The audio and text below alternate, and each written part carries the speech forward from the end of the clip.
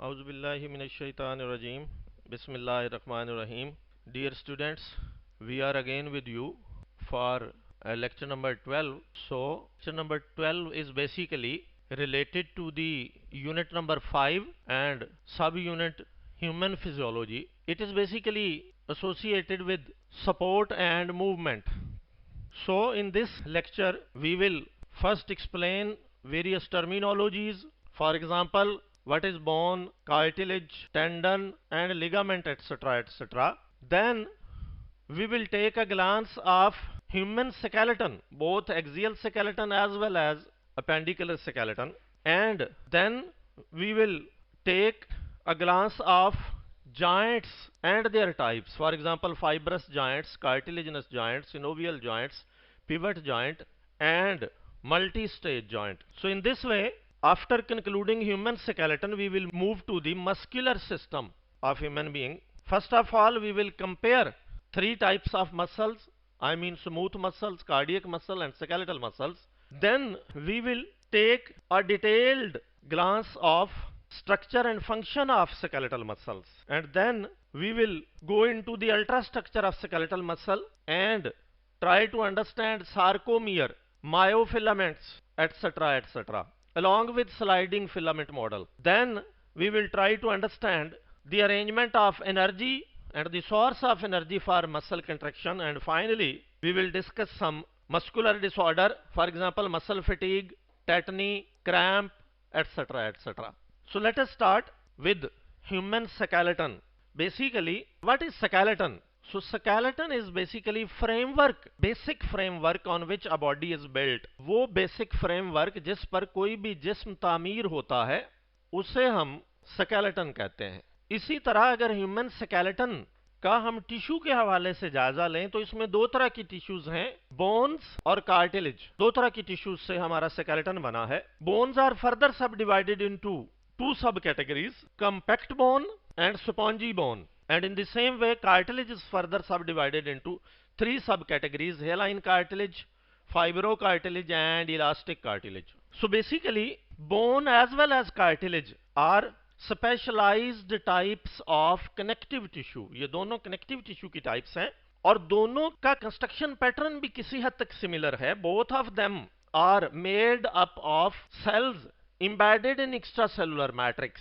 Collagen का matrix है जिसमें बोन फॉर्मिंग सेल्स जब डिपॉजिट होते हैं तो बोन बन जाती है, और जब कार्टिलेज फॉर्मिंग सेल्स उस पर डिपॉजिट होते हैं तो कार्टिलेज बन जाता है. तो ये बेसिकली इस हवाले से सिमिलैरिटी भी है, लेकिन काफी हद तक इनमें डिफरेंसेस भी हैं. अभी आगे चल के एक स्लाइड में हम उन डिफरेंसेस को अकोमोडेट करते हैं. डायग्रामेटिकली अगर आप देखें तो बोन के जो खास तौर पे जो लॉन्ग बोन्स हैं उनमें ये दोनों पार्ट्स ही आपको मिलते हैं, कंपैक्ट पार्ट भी और स्पॉन्जी पार्ट भी. जो स्पॉन्जी पार्ट है वो आमतौर पे इंटरनली लोकेटेड होता है, अंदर की तरफ होता है और पोरस होता है, जबकि जो आउटर पार्ट होता है वो कंपैक्ट होता है, बिल्कुल एक शेल की तरह. कंपैक्ट बोन आउटर साइड और आउटर सरफेस बना रही होती है. जो स्पॉन्जी पार्ट है इसके अंदर पोर्स हैं, बोन मैरो है और इसके अलावा ब्लड वेसल्स भी होती हैं, जबकि जो कंपैक्ट बोन है वो पोरस नहीं होती और उसके अंदर खास किस्म की कैनाल्स होती हैं जिन्हें हम हेवर्सियन कैनाल्स कहते हैं, जो कि वहां तक ब्लड को एक्सेस देती हैं. इसी तरह अगर कार्टिलेज की बात की जाए तो ये नी जॉइंट के बीच में जो कार्टिलेज है उसको शो किया गया है. अगर आप पेरिफेरल पोजीशन पे देखेंगे तो आपको फाइब्रो कार्टिलेज मिलेगा, लेकिन उसके सेंटर में जाके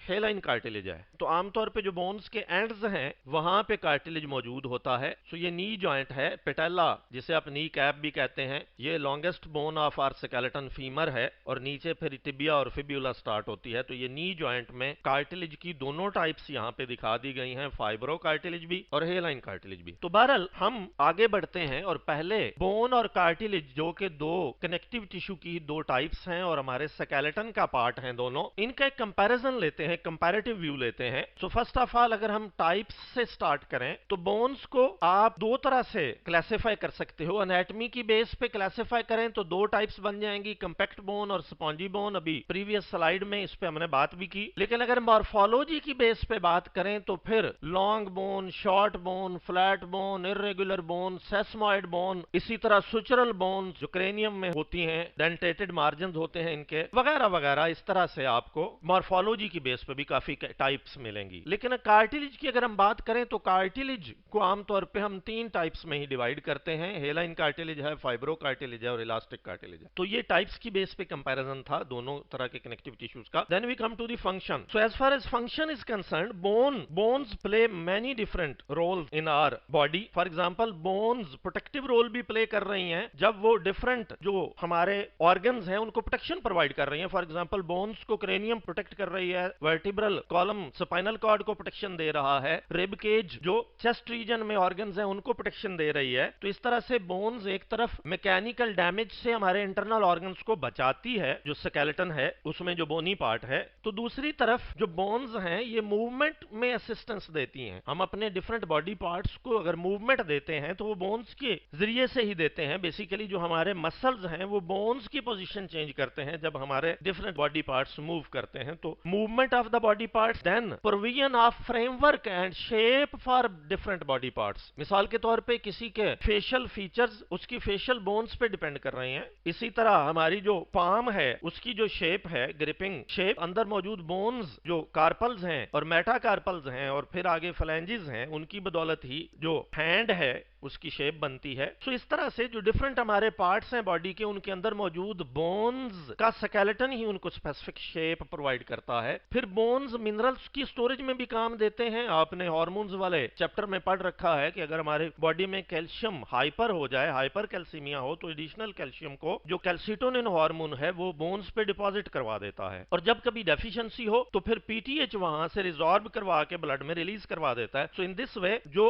मिनरल होम्योस्टेसिस है उससे भी इनका लिंक बनता है बोन्स का। और बोन्स के अंदर जो बोन मैरो है वो हेमोपोइसिस करता है, यानी ब्लड सेल्स बनाता रहता है, रेड ब्लड सेल्स और व्हाइट ब्लड सेल्स की सिंथेसिस, जिसे हम इस प्रोसेस को हम हेमोपोइसिस कहते हैं। तो ये भी ब्लड में बोन्स में होता है। जहां तक कार्टिलेज के फंक्शंस का ताल्लुक है तो ये जॉइंट्स पे जो कार्टिलेज मौजूद है वो फ्रिक्शंस को मिनिमाइज करने के काम आता है। इसी तरह हमारे रेस्पिरेटरी ट्रैक्ट में, ट्रेकिया में, ब्रोंकाई में और लैरिंक्स में जो कार्टिलेज है वो सपोर्ट प्रोवाइड कर रहा है, उन्हें कोलैप्स होने से बचाता है। इसी तरह जो इंटरवर्टिब्रल डिस्क्स हैं वो शॉक एब्जॉर्बर का रोल प्ले करती हैं, वो भी कार्टिलेज की बनी हुई हैं। और हमारे जो एक्सटर्नल ईयर हैं, पिन्नी, उनकी शेप को मेंटेन रखना कार्टिलेज का काम है। तो कार्टिलेज भी मल्टीपल फंक्शंस परफॉर्म कर रहा है। सेल टाइप्स के बेस पे अगर हम कंपैरिजन करें तो बोन में आमतौर पे 3 तरह के सेल्स हैं। ऑस्टियोब्लास्ट हैं जिन्हें आप बोन फार्मिंग सेल्स या प्रोजेनिटर सेल्स भी कहते हो। ऑस्टियोसाइट्स हैं जो मैच्योर बोन का पार्ट होते हैं, ब्रांच्ड होते हैं, ये ऑस्टियोसाइट्स हैं। तो ये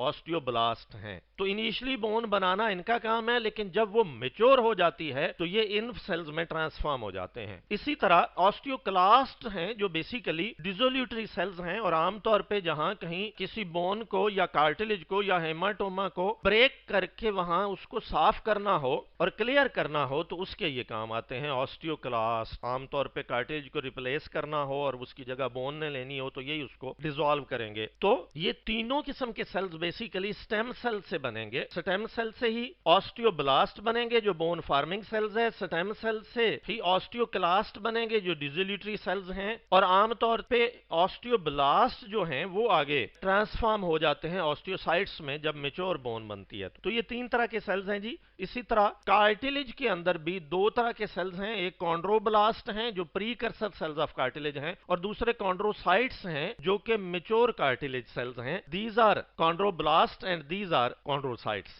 So then we move to the location. As far as location is concerned, जितना भी हमारा स्केलेटन है, स्केलेटन सारे का सारा बोन्स से बना हुआ है, एक्सियल स्केलेटन भी, एपेंडिकुलर स्केलेटन भी। तो स्केलेटन के अंदर बोन्स लोकेटेड हैं, जबकि कार्टिलेज जो है इसकी डाइवर्स प्रेजेंस है बॉडी में। कहीं वो स्केलेटन का बराह रास्त बोनी स्केलेटन का पार्ट है, उसके बोन्स के जॉइंट्स जहां बनते हैं वहां पे सिरों पे मौजूद है।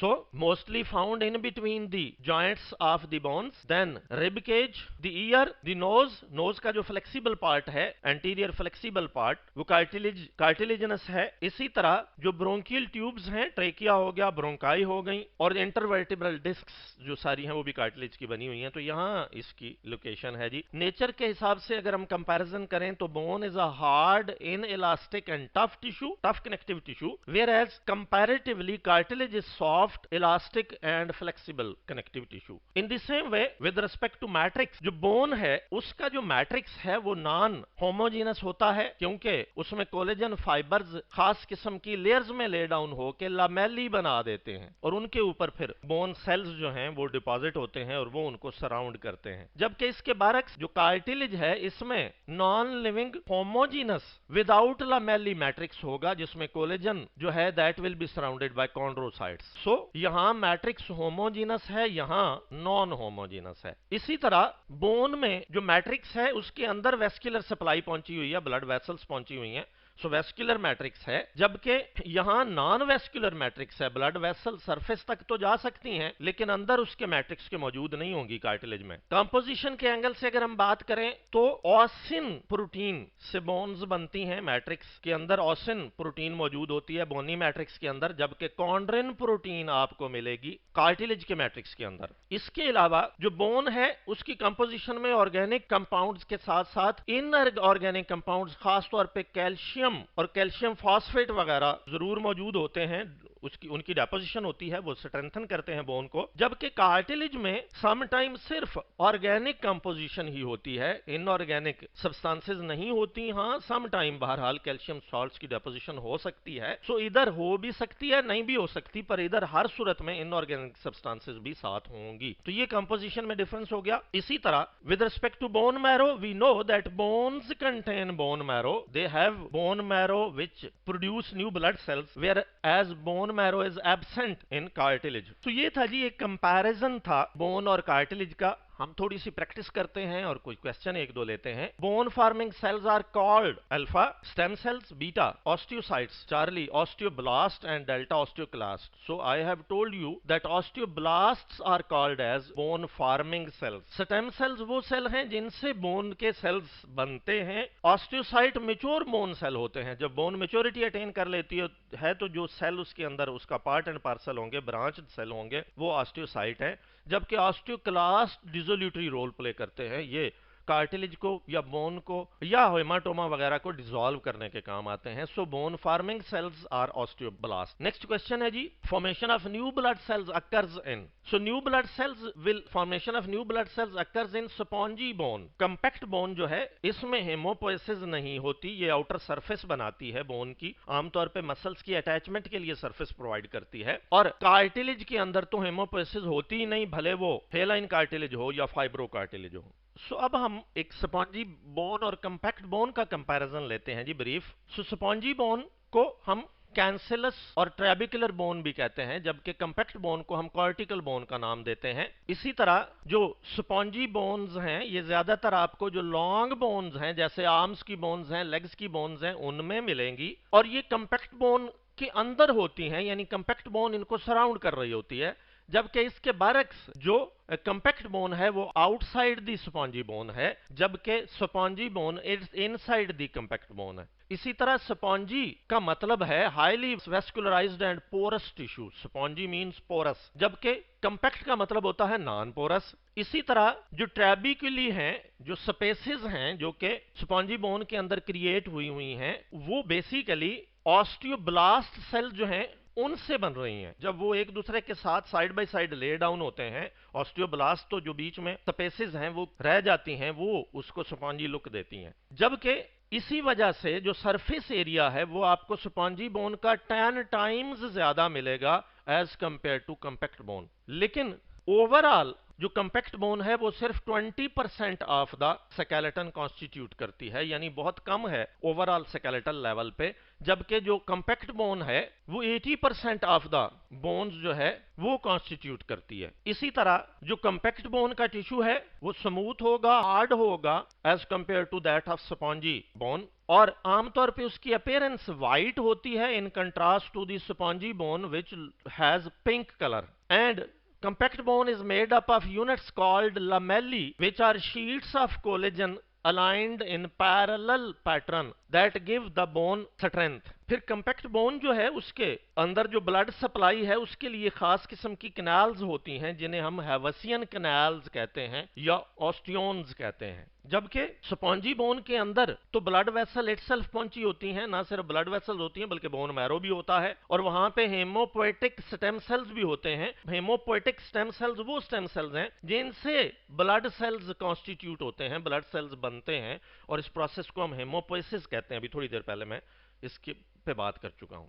सो अभी हम कार्टिलेज की जो सब टाइप्स हैं उन पे बात करेंगे जी। 3 टाइप्स हैं जी कार्टिलेज की। हेलाइन कार्टिलेज होता है, फाइब्रो कार्टिलेज होता है और इलास्टिक कार्टिलेज होता है। सो हेलाइन कार्टिलेज जो है ये सबसे ज्यादा है quantitatively. The most widespread cartilage type of our body is hyaline cartilage. In adults it forms articular surface of long bones. जो लॉन्ग बोन्स हैं उनके सिरे जो हैं वो ये बना रहा होता है। रिब्स जो हैं, पसलियां, उनकी टिप्स उनके सिरे बना रहा होता है। फिर जो ट्रेकिया के अंदर रिंग्स हैं सी शेप कार्टिलेजनस वो बना रहा होता है और फिर डिफरेंट पार्ट्स ऑफ स्कल बना रहा होता है हेलाइन कार्टिलेज। इसमें जो कोलेजन की मिकदार है वो डोमिनेट करती है जी, प्री डोमिनेटली कोलेजन होगा। हालांकि वो फाइब्रस फॉर्म में नहीं होगा, फ्यू फाइबर्स होंगे, yet with few collagen fibres and its name refers to its glassy appearance. इससे आप हेलाइन इसलिए कहते हो कि इसकी लुक ग्लासी होती है।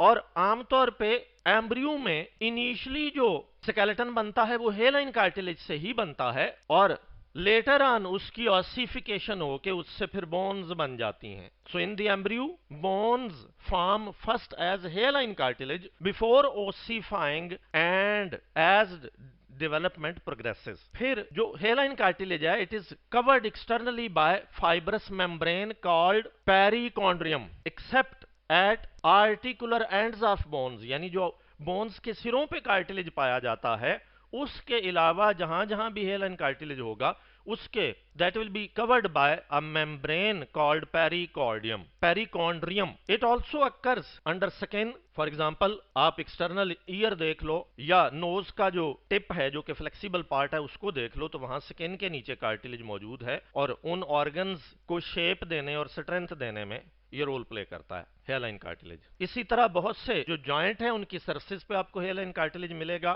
फिर इसमें कभी भी ना तो नर्व्स होती हैं ना ब्लड वेसल्स होती हैं और स्ट्रक्चर relatively simple है as compared to rest of the two types. Cells have generally straight outline where they are in contact with each other with the rest of their circumference rounded. They consist of translucent protoplasm in which fine interlacing filaments and minute granules are sometimes present. Embedded in this are one or two round nuclei with the usual intranuclear network. तो ये इनकी cytology है जी। जहां तक fibro cartilage का ताल्लुक है इसमें काफी सारे कोलेजन फाइबर्स होते हैं, टाइप 1 कैटेगरी के भी टाइप 2 कैटेगरी के भी। यही वजह है कि ये आपको ज्यादा डेंस लुक देगा। It tends to grade into dense tendon and ligament, यानी टेंडन और लिगामेंट के टिश्यूज जो हैं वो इस टाइप के कार्टिलेज से बने होते हैं। White fibro cartilage consist of mixture of white fibrous tissue and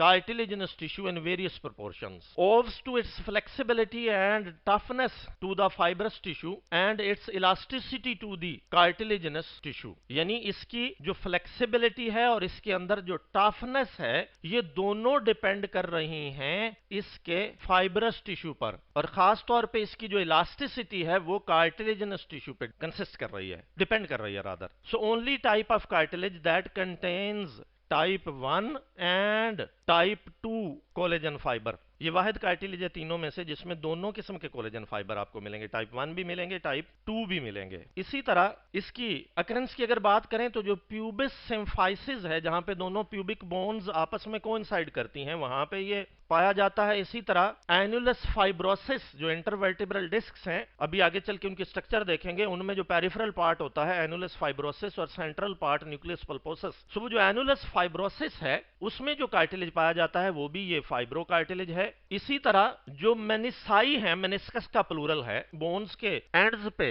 ये मेनिस्कस आपको मिलेगी जिसका प्लूरल मेनिसाई है, उसका पार्ट भी फाइब्रोकार्टिलेज है। और इसी तरह जो टेम्पोरल मैंडिबुलर जॉइंट है उसका पार्ट भी, टेम्पोरल बोन्स और मैंडिबुलर बोन का आपस में जो जॉइंट बनता है लोअर जॉ और टेम्पोरल बोन का, वहां पे भी आपको फाइब्रोकार्टिलेज मिलेगा। तीसरी जो टाइप है कार्टिलेज की, दैट इज इलास्टिक और येलो कार्टिलेज। इलास्टिक और येलो कार्टिलेज जो है, इसको की बात अगर हम करें तो आप इसमें इलास्टिक फाइबर नेटवर्क्स और कोलेजन फाइबर इसकी कंपोजिशन में शामिल हैं। प्रिंसिपल प्रोटीन यहां इलास्टिन होगी। हिस्टोलॉजिकली ये ज्यादा मुशाबे है हेयरलाइन कार्टिलेज के, लेकिन फर्क ये है, डिफरेंस ये है कि इसमें काफी सारे येलो इलास्टिक फाइबर्स मौजूद होंगे सॉलिड मैट्रिक्स के अंदर, जो कि नॉर्मल हेयरलाइन कार्टिलेज के अंदर नहीं होते। So these fibres form bundles that appear dark under a microscope. They give elastic cartilage great flexibility so it can withstand repeated bending. तो ये कैपेबिलिटी,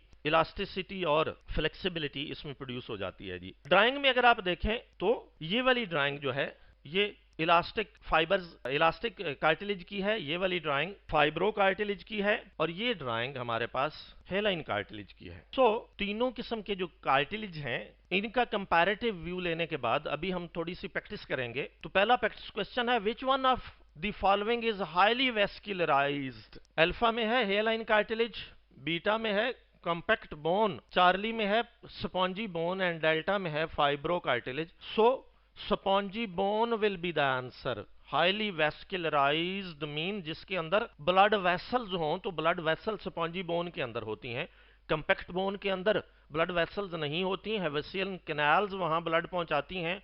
और हेयरलाइन कार्टिलेज या फाइब्रो कार्टिलेज या cartilage की कोई भी टाइप हो, उसके अंदर ब्लड वेसल्स होती ही नहीं है, वो नॉन वेस्क्युलराइज्ड कनेक्टिव टिश्यू होता है उसका जो मैट्रिक्स है। So in this way the answer is Charlie spongy bone. So let us take the next question, ear pinna. So ये कंपोजर की गलती है जी, पिन्नी PINAE, जिन्हें आप एक्सटर्नल ईयर भी कहते हो। Ear pinnae are made up of alpha cartilage, beta bone, charlie hairline cartilage and delta elastic cartilage.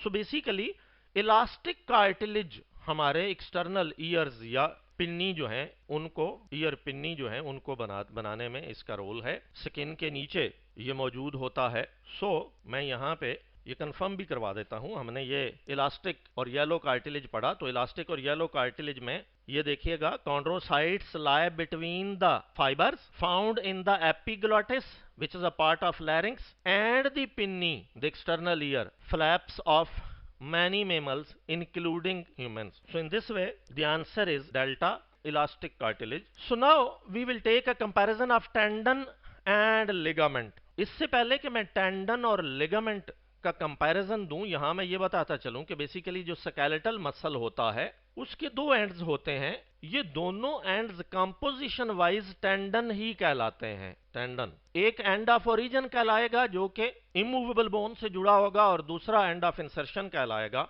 जो कि मूवेबल बोन से जुड़ा होगा, और दरमियान वाला ये पार्ट बैली कहलाता है जो कंट्रैक्टाइल पार्ट होता है। तो टेंडन बेसिकली किसी भी स्केलेटल मसल का वो एंड है, वो सिरा है जो उसको बोन से अटैच करता है। ये ड्राइंग में देखिएगा, ये टेंडन है जी, ये अगर मसल है तो ये उसका सिरा बोन से यहां आके अटैच हो रहा है। सो दिस इज टेंडन। लेकिन लिगामेंट भी एक कनेक्टिव कार्टिलेजिनस कनेक्टिव टिश्यू ही होता है, पर उसका काम है दो बोन्स को आपस में मिला के रखना। सो दिस इज लिगामेंट। ये लिगामेंट है जी, ये अगर बोन है तो इस बोन को नीचे इस बोन से जोड़ के रखना, ये इस लिगामेंट का काम है। सो इन दिस वे अगर हम कंपैरिजन देखें टेंडन और लिगामेंट का, so tendon joins skeletal muscles to bone, इस स्केलेटल मसल को इस बोन से अटैच करके रखना ये टेंडन का काम है, जबकि ligament join bone to other bone, तो इस एक बोन को इस दूसरी बोन से जोड़ के रखना इस लिगामेंट का काम है। दोनों ही कार्टिलेजिनस कनेक्टिव टिश्यू हैं। टेंडन इन इलास्टिक और टफ होता है, जबकि लिगामेंट स्ट्रॉन्ग तो है बट इलास्टिक है, उसमें इलास्टिसिटी मौजूद है, इसमें इलास्टिसिटी मौजूद नहीं है। इसी तरह it is modification of white fibrous tissue whereas it is modification of yellow elastic tissue with some collagen fibres. तो कंपोजिशन का डिफरेंस भी है। इसी तरह fibroblast lie in almost continuous row whereas fibroblasts lie scattered in case of ligament. So fibers are seen as dense parallel bundles, whereas fibers are densely crowded but not arranged in parallel bundles. तो ये था जी comparison दो तरह के connective tissue का, एक tendon जो कि स्केलेटल मसल को बोन से जोड़ के रखेगा और दूसरा लिगामेंट जो एक जोड़ पर मौजूद दो बोन्स को आपस में जोड़ के रखने वाला कनेक्टिव टिश्यू है। एक क्वेश्चन लेते हैं, dash joins bone to a bone, so definitely the answer is ligament. Bone को बोन से जोड़ के रखना लिगामेंट का काम है, जबकि मसल को बोन से जोड़ के रखना टेंडन का काम है। तो यहां हमसे जो स्टेटमेंट उसने बनाई वो बनाई join bone to bone, so this is the role of cartilage. As far as origin is concerned, आपको बताया कि किसी भी स्केलेटल मसल का वो सिरा जो कि इमूवेबल बोन से अटैच्ड हो वो ओरिजिन है, और वो सिरा जो मूवेबल बोन से अटैच्ड हो वो इंसर्शन है। टेंडन इन दोनों को ही कहते हैं कंपोजिशन वाइज, क्योंकि दोनों ऐसे कार्टिलेजिनस कनेक्टिव टिश्यू से बने हैं जो कि टेंडन है, और कार्टिलेज जाहिर है एक जनरल कैटेगरी के तहत ये दोनों ही कहलाएंगे।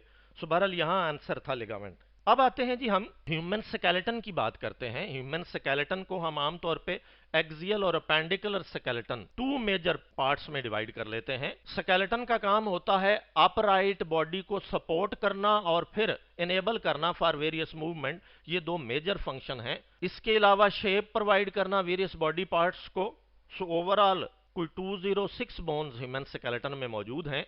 सो हम पहले एक्सियल स्केलेटन पे बात करेंगे, जो main axis of our body बनाता है, धड़ जिसे उर्दू में आप कह सकते हैं वो बनाता है। तो इसमें स्कल मौजूद है, 29 बोन्स पे कंसिस्ट करती है। वर्टिब्रल कॉलम या रीढ़ की हड्डी मौजूद है जो 26 बोन्स पे कंसिस्ट करती है, और रिब केज मौजूद है जो 25 बोन्स पे कंसिस्ट करता है। तीन मेजर पार्ट्स हैं एक्सियल स्केलेटन के। करेनियम, आगे फर्दर स्कल को अगर फर्दर डिवाइड करें तो करेनियम 8 बोन्स के साथ, फेशियल बोन्स 14 हैं, फिर ऑसिकल्स हैं 6 बोन्स हैं, और फिर ह्योइड बोन है, सिंगल बोन है। सो आगे चल के इनकी डिटेल भी हम लेते हैं, जस्ट एक ब्रीफ यहाँ का स्केच हम ले रहे हैं। जहां तक वर्टिब्रल कॉलम का ताल्लुक है तो इसके आगे हम 4 रीजन बना लेते हैं, सर्वाइकल और cerebral region with 7 bones and 7 vertebrae, thoracic region with 12 bones and 12 vertebrae, lumbar region with 5 bones or 5 vertebrae, whereas pelvic region with 9 vertebrae and 2 bones and 9 vertebrae. It is further subdivided into 2 subparts. The pelvic region is further subdivided into sacrum and coccyx. Single bone of sacrum basically consists of 5 fused vertebrae, whereas the coccyx, which is also called as tailbone, the single tailbone consists of 4 fused vertebrae. जहां तक rib cage का ताल्लुक है, इसमें आगे फिर दो categories बन जाएंगी, एक रिब्स जो कि 24 हैं, और एक स्टर्नम जिसे ब्रेस्ट बोन भी कहते हैं जो कि सिंगल है। तो 24 प्लस 1 25 ये बन जाएंगी। रिब्स को फिर हम कैटेगराइज करेंगे, कोई 7 पेयर्स ट्रू रिब्स कहलाएंगी क्योंकि वो एंटीरियरली स्टर्नम से ब्राह रास्त अटैच्ड हैं और पोस्टीरियरली वर्टिब्रल कॉलम से ब्राह रास्त अटैच्ड हैं। फिर कोई 3 पेयर्स फॉल्स रिब्स के कहलाएंगे नेक्स्ट, जो कि posteriorly independently attached with the vertebral column but anteriorly they are not independently attached with the sternum, बल्कि वो पहले एक कार्टिलेज से कनेक्ट होंगी और वो उनको जाके जॉइंटली कनेक्ट करेगा विद स्टर्नम। और फिर 2 पेयर लास्ट ऐसे हैं जो फ्री फ्लोटिंग हैं, वो आर्च शेप बनाती ही नहीं है, वो सिर्फ वर्टिब्रल कॉलम से अटैच्ड है, स्टर्नम से अटैच्ड है ही नहीं। स्कल की डिटेल अगर हम लें तो स्कल में अभी थोड़ी देर पहले बताया कि क्रेनियम शामिल है विद 29 बोन्स, फेशियल पार्ट शामिल है विद 14 बोन्स एंड ऑसिकल्स शामिल है विद 6 बोन्स, और टंग बोन सिंगल बोन है।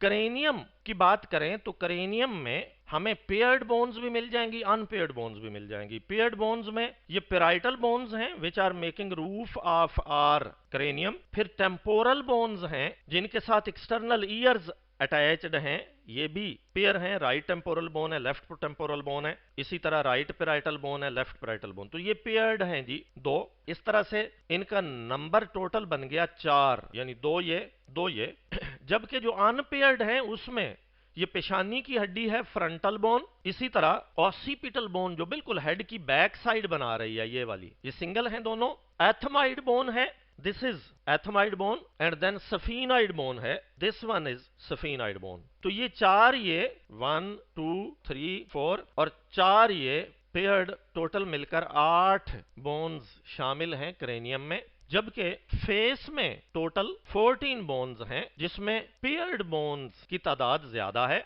मसलन लैक्रिमल बोन है, जिन्हें आप टीयर बोन्स भी कहते हो, ये लैक्रिमल बोन है आई सॉकेट्स के बिल्कुल नीचे। फिर मैक्सिलरी बोन्स हैं, जो कि ऊपर वाला जबड़ा बना रही हैं, ये भी 2 हैं। फिर पैल्टाइन तालू की हड्डियां हैं, ये भी 2 हैं। जाइगोमेटिक रुखसार की हड्डियां हैं, चीक बोन्स भी इन्हें कहते हैं, ये भी 2 हैं। नेजल बोन जो बोनी पार्ट ऑफ नोज बना रही हैं, ये भी 2 हैं। और इंफीरियर कॉन्चा, ये भी 2 हैं। इस तरह से ये टोटल 6 पेयर्स बन गए। 6 पेयर्स 12 बोन्स ये हो गई। और 2 ऐसी बोन्स हैं जो कि अनपेयर्ड हैं। उनमें एक लोअर जॉ है, ये मैंडिबल, लोअर जॉ मैंडिबल, और एक छोटी सी बोन है जिसे हम कहते हैं वोमर। ये 2 सिंगल बोन्स हैं। बाकी सारी ये nasal bone, lacrimal bone, inferior concha, maxilla, palatine bone, zygomatic bone, ये सब की सब पेयर्ड बोन्स थी। और इस तरह से 14 बोन्स ये फेस की बन गई। सो 14 और 8 ये बन गई जी 22। और 6 इनमें ऑसिकल्स मिला लीजिए, right incus, left incus, right Méliès, left Méliès and right steps left. इन्हें आप इंटरनल ईयर बोन्स भी कहते हैं। और 10 चैप्टर में मेमल्स के कैरेक्टर्स में इनको आप पढ़ चुके हो। यहाँ पे ये मिस कर गया है, हमारा ऑथर नहीं दी हुई हमारी बुक में।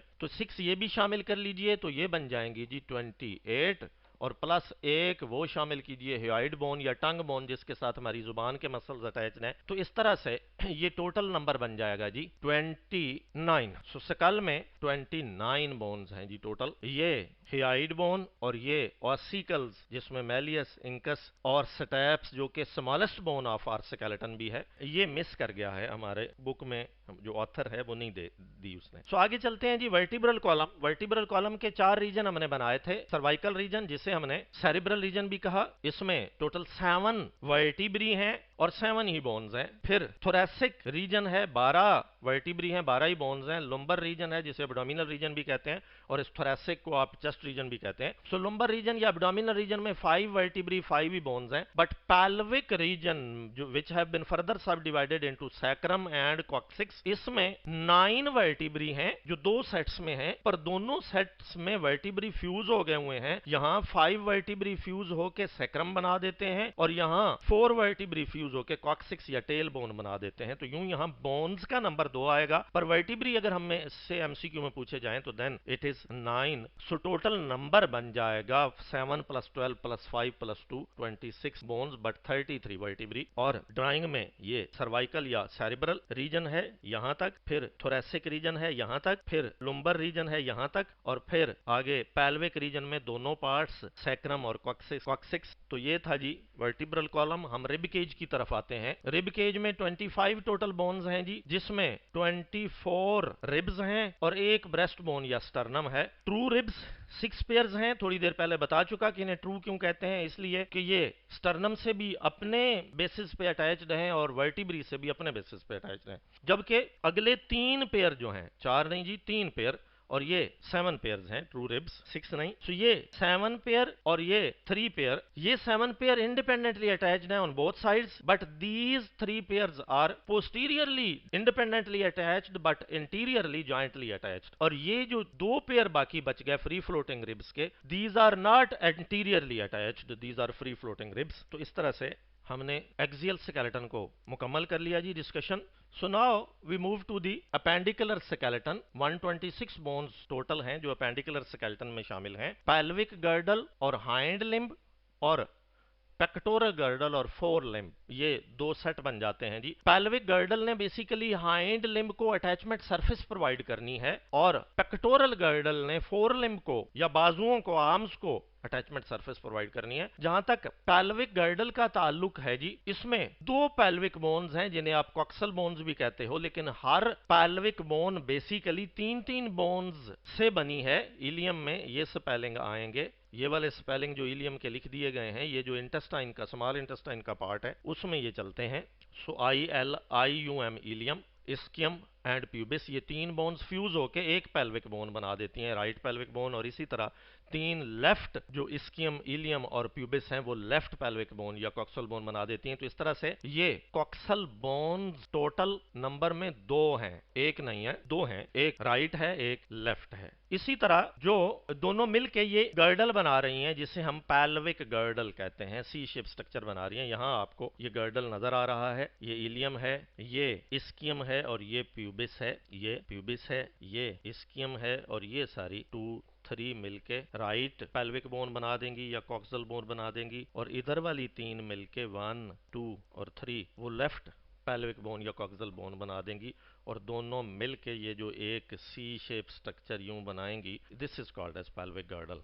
सो पेल्विक गर्डल में ये जो एसिटाबुलम है, ये कैविटी यहाँ basically femur part of hind limb ने आके अटैच होना होता है, इंसर्ट होना होता है। तो इस तरह से ये कैविटी जो है यहाँ पे हाइंड लिम्ब अटैच होगी। सो हाइंड लिम्ब की अगर हम बात करें तो ये जो longest bone of our skeleton है, इसे कहते हैं फीमर। अब हाइंड लिम्ब उसने इस तरफ लगा दी है जी, दिस इज फीमर। ये हम नी जॉइंट पे पहुंच गए, नी जॉइंट पर ये जो नी कैप है पेटेला, फिर टिबिया जो फ्लैट बोन है और जो राउंड है वो फिब्यूला, और यहाँ हम एंकल जॉइंट पे पहुंच गए जहाँ पे मौजूद हैं टार्सल्स जो 7 हैं, और फिर मेटाटार्सल्स हैं, और एंड पे ये फ्लैंजेस हैं। यही सिचुएशन आपको दूसरी राइट लेग में भी मिलेगी जो लेफ्ट लेग में है। सो 2 फीमर हो गई, 2 पेटेली हो गई, 2 ही टिबिया हो गई, 2 ही फिब्यूला हो गई। टार्सल्स 7 अगर एक तरफ है तो 14 दोनों में हो गई मिला के। मेटाटार्सल्स 5 एक में है तो 10 दोनों में मिला के हो गई, और फ्लैंजेस एक में 14 है तो 28 दोनों को मिला के हो गई। तो इस तरह से ये नंबर बन जाएगा pelvic girdle plus hind limb, अगर हम मिलाएं तो ये नंबर बन जाएगा 62 बोन्स। इसके बरक्स अगर हम पेक्टोरल गर्डल देखें तो पेक्टोरल गर्डल में एक तो 2 शोल्डर ब्लेड्स हैं जिन्हें आप स्कैप्यूली भी कहते हो, सिंगुलर स्कैप्यूला है, लेकिन 2 क्लैविकल्स भी हैं जो उन्हें आगे स्टर्नम या ब्रेस्ट बोन से मिलाए हुए हैं, और फिर इनके ऊपर ग्लीनाइड कैविटी है जहां पे 4 लिम्ब अटैच होती है। और 4 लिम्ब की जो पहली बोन है दैट इज ह्यूमरस, तो right humerus left humerus. Elbow joint पे पहुंच गए हैं, एल्बो जॉइंट से आगे ये जो फ्लैट है ये रेडियस है, ये जो राउंड है ये अल्ना है, तो ये रेडियस भी 2 हैं, अल्ना भी 2 हैं। और बेलाखिर हम रिस्ट जॉइंट पे पहुंच गए हैं जो मल्टी स्टेज जॉइंट भी है, यहाँ पे 8 कार्पल्स हैं, सो 8 2s आर 16, और जो मेटाकार्पल्स हैं वो 5 हैं इन ईच। ये पाम ऑफ आवर हैंड बना रही हैं मेटाकार्पल, जैसे sole of the foot metatarsals बना रही थी, तो ये काउंटर पार्ट है आपस में। सो ये बन गई 10, और फ्लैंजेस का नंबर वही है जो हाइंड लिम्ब में था, यानी 28। इस तरह से ये सारा नंबर अगर आप टोटल करेंगे तो अब पेक्टोरल गर्डल प्लस 4 लिम्ब ये 64 का नंबर बनेगा, और 64 और 62 मिलाएंगे तो 126 नंबर बनेगा। तो इस तरह से अपेंडिकुलर स्केलेटन भी हमने कंक्लूड कर लिया। थोड़ी से प्रैक्टिस क्वेश्चन ले लेते हैं जी। पहला क्वेश्चन है स्मॉलेस्ट ह्यूमन बोन, तो लार्जेस्ट बोन अभी मैंने बोली थी फीमर है। स्मॉलेस्ट बोन अगरचे हमारे सिलेबस में मेंशन नहीं है, पर स्मॉलेस्ट बोन जो है दैट इज स्टैप्स, जो इंटरनल ईयर की बोन्स थी जो ऑसिकल थी उनमें से जो स्टैप्स है ये सबसे छोटी बोन है ह्यूमन स्केलेटन में। अगले क्वेश्चन की तरफ बढ़ते हैं जी। Dash pairs of ribs are attached to sternum independently, तो यहाँ पे 7 आना चाहिए जी, और यहाँ पे 3 आना चाहिए, then this 7 will be the correct choice. Anterior 7 जो पेयर्स हैं वो इंडिपेंडेंटली अटैच्ड है with sternum. In the same way practice question number 3 की तरफ आते हैं। इस यहाँ पे जो दिया गया है इन 3 में से last one, the part of vertebral column that consist of 9 vertebrae but 2 bones, तो ये जाहिर है पेल्विक रीजन आएगा जिसमें 9 वर्टिब्री 2 सेट्स में फ्यूज हो गए हुए हैं। पहले 5 फ्यूज होके सैक्रम बना देते हैं और आखिरी 5 फ्यूज होके कॉक्सिक्स बना देते हैं। So the answer is pelvic region. So joints, next joints की बात करते हैं जी। जॉइंट क्या होता है जी? That point in our skeleton where 2 bones meet और where 2 bones end face to face is called as joint. तो बेसिकली जॉइंट्स को क्लासिफाई अगर करना हो तो 2 तरह से क्लासिफाई कर सकते हैं, on the basis of movement भी क्लासिफाई कर सकते हैं, on the basis of structure भी क्लासिफाई कर सकते हैं। अब मूवमेंट की बेस पे क्लासिफिकेशन की अगर हम बात करें तो इमूवेबल जॉइंट्स हैं, स्लाइटली मूवेबल जॉइंट्स हैं, फ्रीली मूवेबल जॉइंट्स हैं, और स्ट्रक्चरल बेसिस पे अगर क्लासिफिकेशन की बात करें तो सिनेवियल जॉइंट्स हैं, कार्टिलेजिनस जॉइंट्स हैं, फाइब्रस जॉइंट्स हैं। तो ये इस तरह से कैटेगराइजेशन बनती है जी। जहां तक ताल्लुक है फ्रीली मूवेबल जॉइंट का, कमोबेश इन्हीं को हम इस क्लासिफिकेशन के मुताबिक सिनोवियल जॉइंट्स भी कहते हैं। तो इनको फर्दर आगे on the basis of movement हमने फर्दर सब डिवाइड कर दिया। हिंज जॉइंट होगा जो बाई डायरेक्शनल मूवमेंट शो करेगा बट यूनिप्लानर होगा, इसकी बोन एक ही प्लान पे मूव करेंगी। बॉल एंड सॉकेट जॉइंट है जो मल्टी डायरेक्शनल मूवमेंट देगा बट बाई प्लानर मूवमेंट होगी। और पिवट जॉइंट जो कि रोटेशनल मूवमेंट देता है। और मल्टी स्टेज जॉइंट ऐसा जॉइंट होता है जो कि कई सारी बोन्स जिसमें इन्वॉल्व हो, multiple number of bones involve हो। जैसे कि रिस्ट जॉइंट है, रिस्ट जॉइंट में एक तरफ अगर रेडियस और अल्ना इन्वॉल्व है तो दूसरी तरफ कार्पल्स इन्वॉल्व हैं। सो आगे चलते हैं जी। Joints occur where bones meet, they not only hold our skeleton together but also give it the mobility. So joints में से ये जो synovial joint की सब कैटेगरीज हैं, इन पे थोड़ी बात हम करना चाहेंगे। So fibrous joint are such joints which are held together by short fibers embedded in the connective tissue.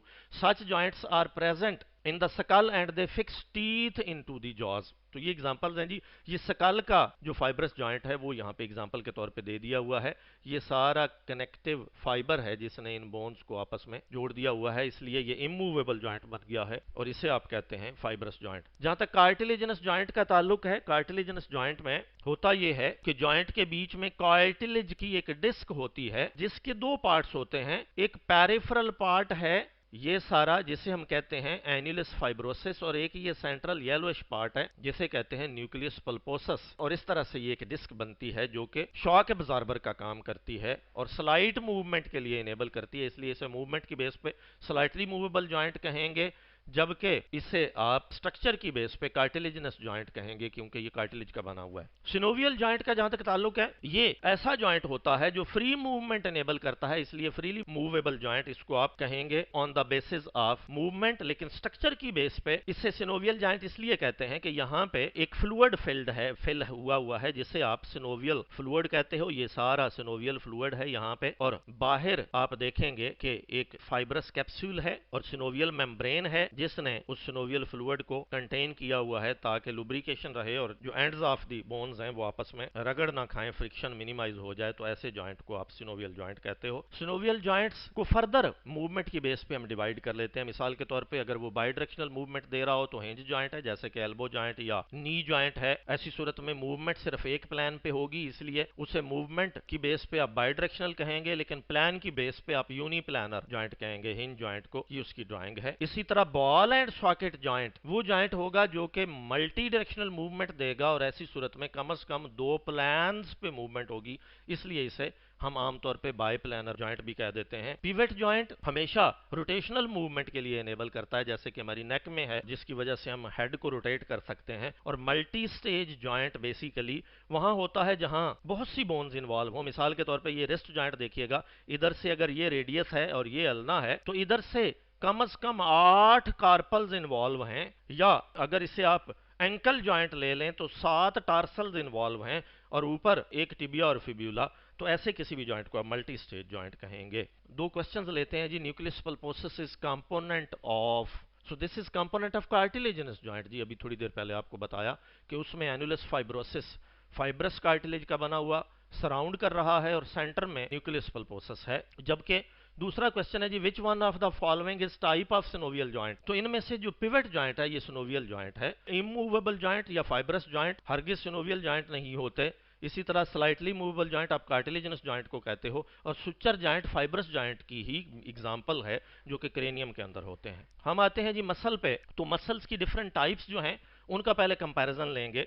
Muscles are specialized cells used for movement in multicellular animals, contain numerous filaments of special protein actin and myosin in their cells, and muscles are of 3 types: invertebrates, smooth muscles, cardiac muscles, and skeletal muscle.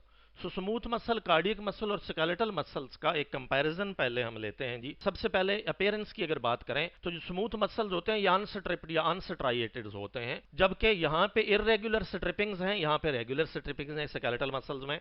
Cell shape की अगर बात करें तो smooth muscle long और spindle shape होंगे, जबकि ये branched और इंटरकनेक्टेड होंगे, और जो स्केलेटल मसल हैं ये स्पिंडल और सिलेंड्रिकल शेप में होंगे। नंबर ऑफ न्यूक्लियाई की अगर बात करें तो 1 पर सेल आपको स्मूथ मसल्स में मिलेगा, मैनी पर सेल आपको कार्डियक मसल में मिलेगा, और मैनी पर सेल ही आपको स्केलेटल मसल में मिलेगा। स्पीड ऑफ कंट्रैक्शन की अगर बात करें तो स्मूथ मसल स्लो कंट्रैक्ट करते हैं, ये इंटरमीडिएट स्पीड से करते हैं, और ये स्लो भी कर सकते हैं, रैपिड भी कर सकते हैं। और कंट्रैक्शन काज्ड बाय की अगर हम बात करें तो मल्टीपल काजेज हैं for the contraction of smooth muscle. Spontaneous contraction भी होती है, स्ट्रेच की बेस पे भी होती है, नर्वस सिस्टम की बेस पे भी होती है, हार्मोन्स की बेस पे भी होती है, और विसरल सेंसेशंस की बेस पे भी होती है। जबकि कार्डियक मसल हमेशा स्पॉन्टेनियस काज से ही कॉन्ट्रैक्ट करते हैं, और ये हमेशा नर्वस काज से ही कॉन्ट्रैक्ट करते हैं। इसी तरह फंक्शंस की बेस पे बात करें तो स्मूथ मसल्स का काम है to control movement of substances through hollow organs, जैसे कि ब्लड वेसल्स के अंदर ब्लड की मूवमेंट को कंट्रोल करना, गट के अंदर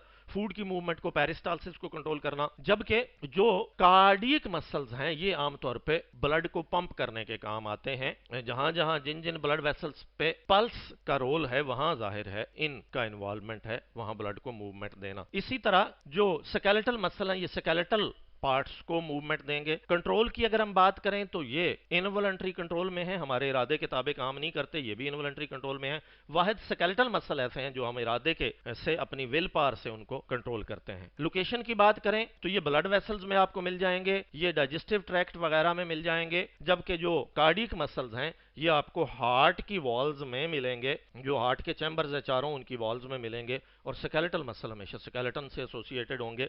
जहां तक एवोल्यूशनरी स्टेटस का ताल्लुक है ये सबसे पहले इवॉल्व हुए एनिमल वर्ल्ड में, इसलिए ये अर्लीस्ट फॉर्म है, फिर ये इंटरमीडिएट है और ये हाईली एडवांस्ड है। तो ये था जी एक कंपैरिजन। ड्राइंग में अगर आप देखें तो ये आपको स्केलेटल मसल की ड्राइंग नजर आएगी, ये हैं जी कार्डियक मसल्स और ये हैं स्मूथ मसल्स।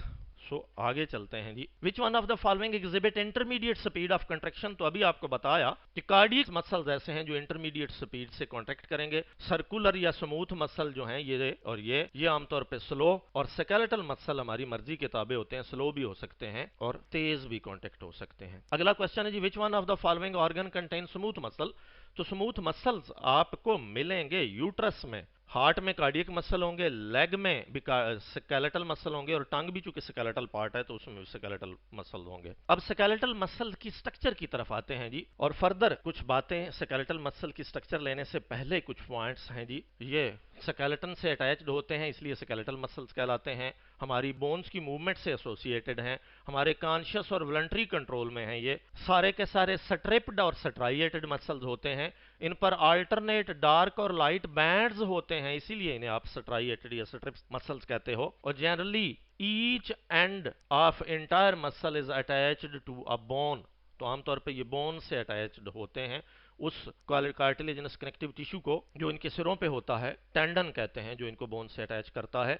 और हमारी बॉडी में अगर मसल नंबर के एतबार से बात की जाए तो सबसे ज्यादा जो majority of the muscular tissue है वो स्केलेटल मस्कुलर टिश्यू ही है, overall 650 in number in human body. और इनका काम है जी डिफरेंट जो हमारी वॉलंटरी मूवमेंट्स हैं स्केलेटन की वो ब्रिंग अबाउट करना। Most pass across a joint and are attached to the bones that form joints, तो आमतौर पे जोड़ों के आर पार ये मसल्स आपको मिलेंगे। एक एंड एक बोन के साथ होगा जो इमूवेबल है, तो दूसरा एंड जाके दूसरी बोन के साथ जुड़ा होगा जो मूवेबल बोन होगी, और इस तरह से ये जो जॉइंट्स की मूवमेंट है उससे एसोसिएटेड होते हैं। और आमतौर पे जब ये पेयर्स की सूरत में अरेंज होते हैं तो इनकी अरेंजमेंट एंटागोनिस्टिक होती है, यानी एक अगर जॉइंट में फ्लेक्शन काज करेगा तो दूसरा एक्सटेंशन काज करेगा, एक फ्लेक्सर होगा तो दूसरा एक्सटेंसर होगा, तो मस्कुलर एंटागोनिज्म आपको यहां पे मिलेगा। ये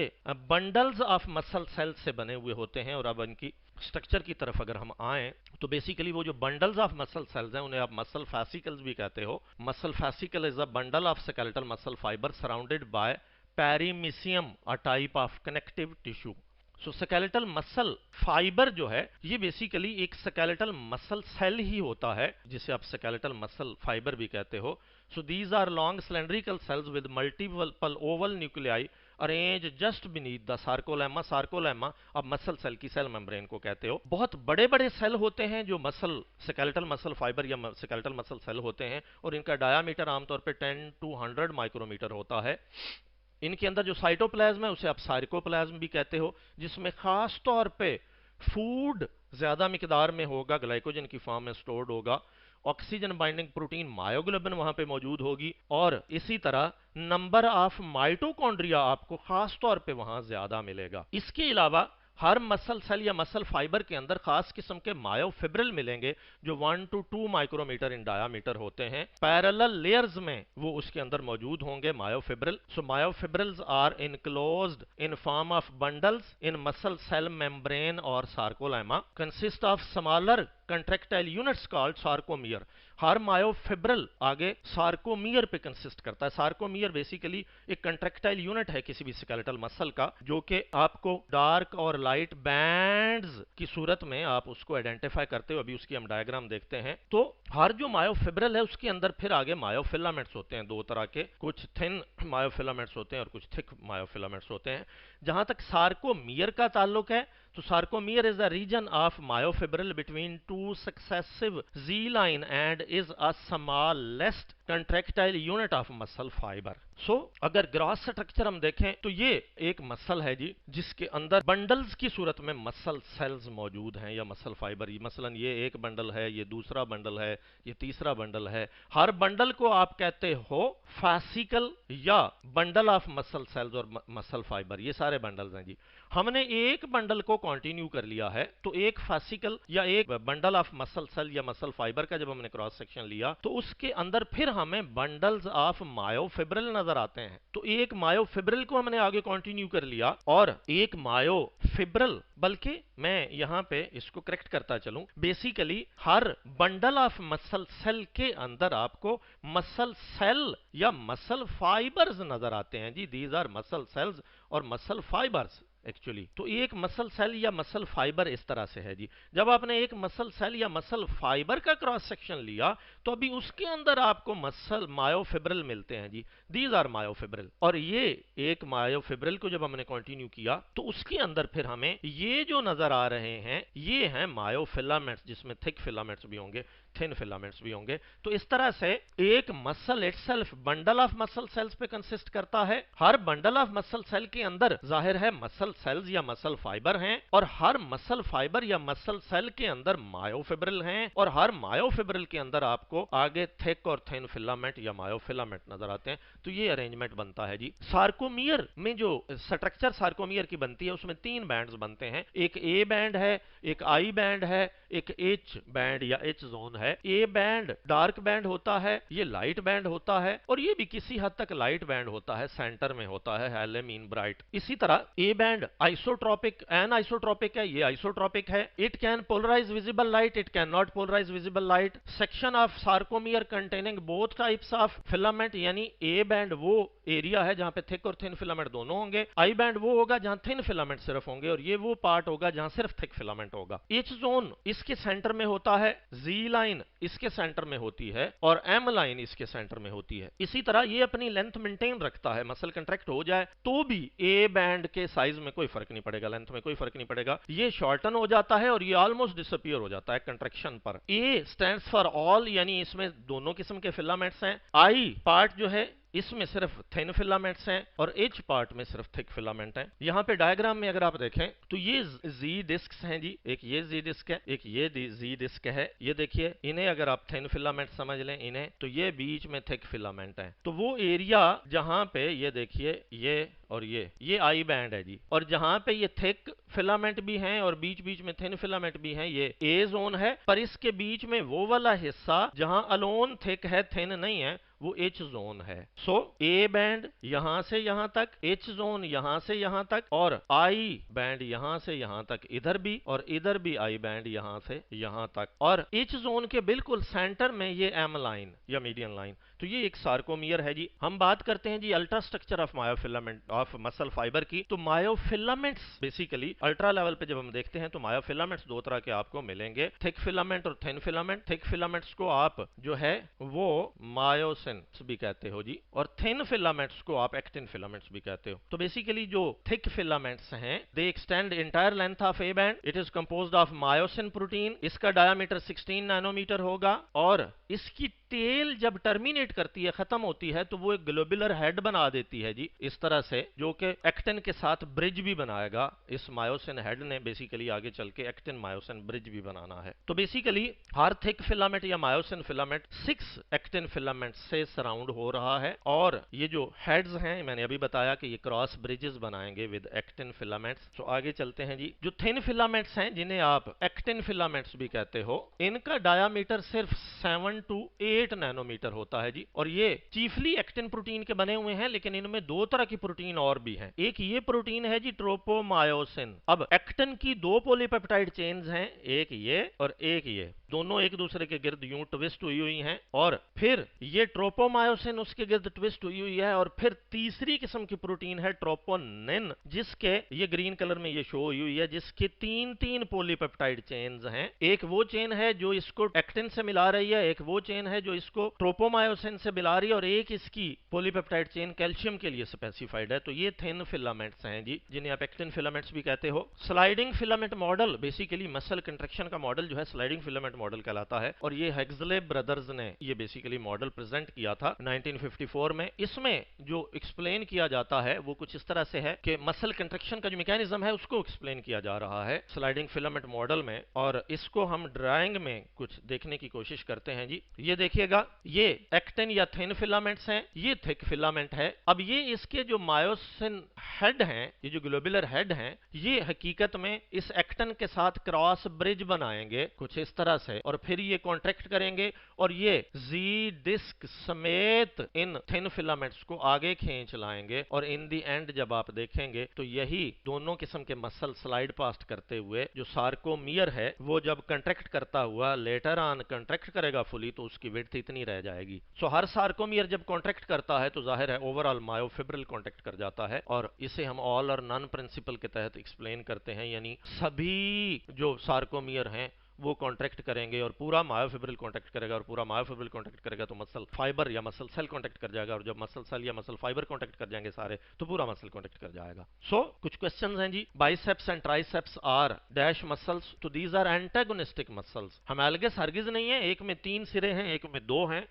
एनालगस भी नहीं है, एक फ्लेक्शन करवाता है एक एक्सटेंशन करवाता है, और ये स्केलेटल मसल है, स्मूथ तो है नहीं, तो एंटागोनिस्टिक अरेंजमेंट है, क्योंकि एक एक्सटेंशन करवाएगा तो एक फ्लेक्शन करवाएगा। Each myofibril contains muscle fibre, muscle cell, myofilaments और बंडल्स ऑफ मसल्स। सो हर मायोफिब्रिल के अंदर आपको मायोफिलामेंट्स मिलेंगे बेसिकली, बाकी सारी स्ट्रक्चर्स बेसिकली मायोफिब्रिल से बड़ी हैं। विच one of the following maintain length during contraction? So this is A band which will maintain its length. So when muscles contract, thin and thick filament undergo shifting.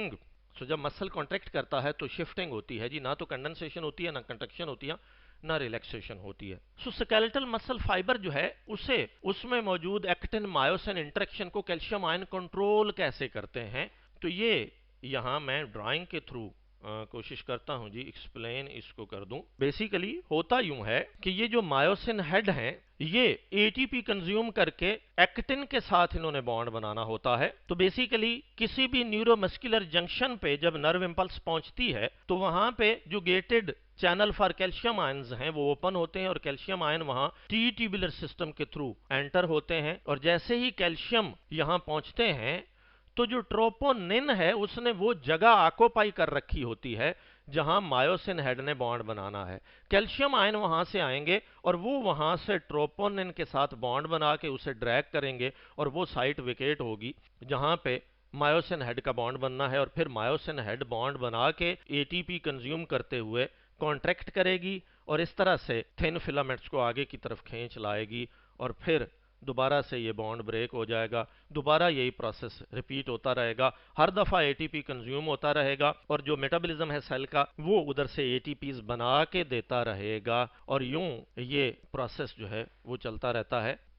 Comparison लेते हैं जी muscle फिटीग, tetani और cramp का। जो muscle fatigue है ये आमतौर पे जब रिलेटिव डेफिसिट ऑफ एटीपी हो जाए, यानी एटीपी अवेलेबल ना रहे, और आमतौर पे ऐसी सूरत में जाहिर है हमारा जो मेटाबॉलिज्म है वो एनारोबिक रेस्पिरेशन की तरफ जाएगा। जब एटीपी नहीं मिल रही तो इसका मतलब है कि जो एरोबिक सिस्टम है, जो एरोबिक मेटाबॉलिज्म है, वो एटीपी प्रोवाइड नहीं कर पा रहा, उस रफ्तार से ऑक्सीजन नहीं आ पा रही, तो ऐसी सूरत में जाहिर है स्विच ओवर करेगा उस एक्सेसिव नीड को पूरा करने के लिए लैक्टिक एसिड फर्मेंटेशन की तरफ, और लैक्टिक एसिड एक्यूमुलेट होता चला जाएगा, और जब लैक्टिक एसिड एक्यूमुलेट होता चला जाएगा तो ऐसी सूरत में जो पीएच है वो मसल सेल के अंदर बढ़ती चली जाएगी, और एक वक्त आएगा कि जो मसल सेल है वो काम छोड़ देगा। So this temporary inability of a muscle to contract is called as muscle fatigue। जहां तक टेटनी का ताल्लुक है तो it is caused by low calcium level in blood। Cramp का जहां तक ताल्लुक है ये लो शुगर लेवल से भी होती है, इलेक्ट्रोलाइट डिप्लीशन से भी होती है, डीहाइड्रेशन से भी होती है, और स्पाइनल कॉर्ड में जो इरिटेबिलिटी है उससे भी हो जाती है। जहां तक ताल्लुक है जी सिम्टम्स का, तो जैसा मैंने अभी बताया कि it is a state of physiological inability to contract, जो मसल फिटीग है। जबकि जो टेटनी है, it is increase in excitability of neuron and result in loss of sensations. So इससे ट्विचेस या कन्वल्जन्स होंगे मसल्स में, और अगर अनट्रीटेड रहे तो ये रेस्पिरेटरी स्पाज्म यानी जो रेस्पिरेटरी सिस्टम है वो कॉन्ट्रैक्ट कर जाएगा, और इंसान जो है वो स्ट्रेंगुलेट होकर उसकी डेथ भी खुदा न खास्ता हो सकती है सीवियर केसेस में। ये इसी तरह जो मसल फिटीग है, इसमें बेसिकली कंट्रक्चर और स्टेट ऑफ कॉन्टिन्यूस कंट्रक्शन होती है because the cross bridges are unable to detach, क्योंकि क्रॉस ब्रिजेस के डिटैच होने के लिए भी उन्हें एटीपी चाहिए। क्रैम्प का जहां तक ताल्लुक है, also known as tetanic contraction of the entire muscle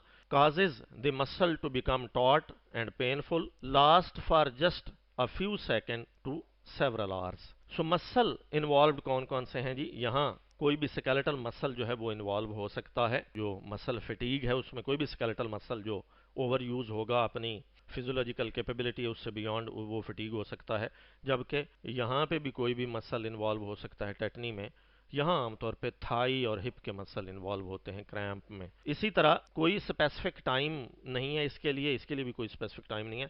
ये आमतौर पे जब आप दिन को एक्सरसाइज या हैवी एग्जर्शन करके रात को सोते हैं तो नाइट टाइम में होता है जी। इसके बाद कुछ ग्लॉसरी टर्म्स हैं जी, इनको भी यहाँ पे शामिल कर दिया गया है। इनका को भी आप देख लेंगे क्योंकि पास्ट में इन ग्लॉसरी टर्म्स से भी क्वेश्चन लिए जाते रहे हैं। हम प्रैक्टिस क्वेश्चन यहाँ छोड़ आए थे जी, उन पे थोड़ी सी बात कर लें। मसलन यहाँ पे Which one of the following consists of 3 polypeptide complex?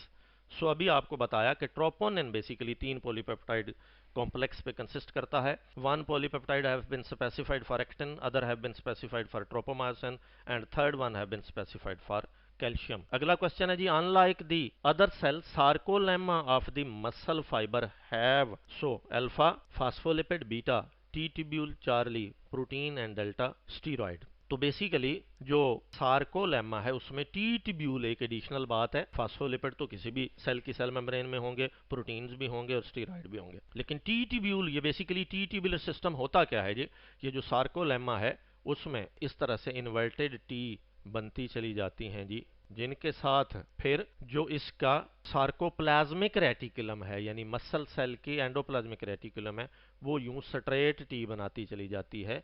और इस तरह से ये जो स्ट्रक्चर बनती है इसे हम ट्राइएड कहते हैं। ये जो टी ट्यूबुलर सिस्टम है और ट्राइएड है, ये बेसिकली कैल्शियम आयंस को जो कि यहाँ न्यूरोमस्कुलर जंक्शन से रिलीज होंगे, उनको अंदर गेटेड चैनल ऑफ कैल्शियम से यहाँ वो रिलीज तो होंगे, पर आगे उनको ये टी ट्यूबुलर सिस्टम, खासतौर पे जो सार्कोप्लाज्मिक रेटिकुलम का टी ट्यूबुलर सिस्टम है, वो रिसीव करके इंटीरियर में पड़े हुए मायोफिब्रिल तक पहुंचा देगा। और मायोफिब्रिल में वहाँ फिर थिन फिलामेंट्स हैं, उन पे ट्रोपोनिन को और ट्रोपोमायोसिन को डिसलोकेट करना एक्टिन का काम है, ताकि वहाँ पे जो मायोसिन हेड है वो क्रॉस ब्रिज बना सके।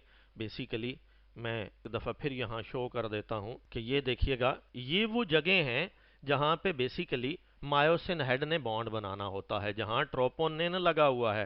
ट्रोपोनिन ने ये प्लेस ऑक्यूपाई की हुई है। सो कैल्शियम आयन जब रिलीज होके आते हैं तो वो उस थर्ड पॉलीपेप्टाइड से बॉन्ड बना के इसे यहाँ से डिसलोकेट करते हैं, और यहाँ से वो साइट वेकेट होती है, जिस पर फिर जो मायोसिन हेड है वो बॉन्ड बनाएगा और फिर एनर्जी कंज्यूम करता हुआ एटीपी बनने का अमल भी जारी रहता है साथ साथ, और साथ साथ कंज्यूम भी होती चली जाती हैं। और इस तरह से ये मायोसिन हेड्स मूव करते हैं और जी डिस्क को थिन फिलामेंट समेत आगे खींच लाते हैं, और ओवरऑल जो सार्कोमियर है उसकी लेंथ यहाँ से यहाँ तक रिड्यूस हो जाती है, इतनी कम हो जाती है, और मसल जो है वो कॉन्टेक्ट कर जाता है। So that is all as far as lecture number 12 is concern. जो ग्लॉसरी टर्म्स एंड पे दी हुई हैं इन्हें आप लोग ज़रूर देख लीजिएगा जी, और अगर फर्दर प्रैक्टिस रिक्वायर्ड हो तो उसके लिए जाहिर है प्रैक्टिस बुक आपके पास मौजूद है।